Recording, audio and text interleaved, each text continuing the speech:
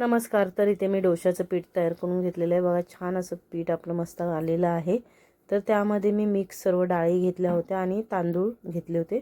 तर एक रात्र असं पीठ आपलं ठेवून दिलं तर छान असं मस्त पीठ आपलं आलेलं आहे. तर आपण ह्याचे डोसे बनवून घ्या. डोसे खूप छान बनतात किंवा आंबोळ्या, इडली वगैरे आणि घरच्या पिठापासून आपण केलं तर खूपच छान होतात. आणि मी त्याच्यामध्ये थोडेसे मेथीचे दाणेसुद्धा घातले होते. तर आपण डोसा घालून घेतला आहे. वरून थोडंसं तूप पसरवून घ्यायचं आणि मस्त असे डोसे आपले बघा छान असे कुरकुरीत डोसे तयार होतात आणि खूपच टेस्टी लागतात. तर आपण आता हे डोसे आपले जे आहेत ते काढून घेऊया. डोसा आपला मस्तपैकी तयार झालेला आहे. आपल्याला हवं असेल तर आपण याचा ढोकळासुद्धा करू शकतो. ढोकळासुद्धा खूप छान लागतो.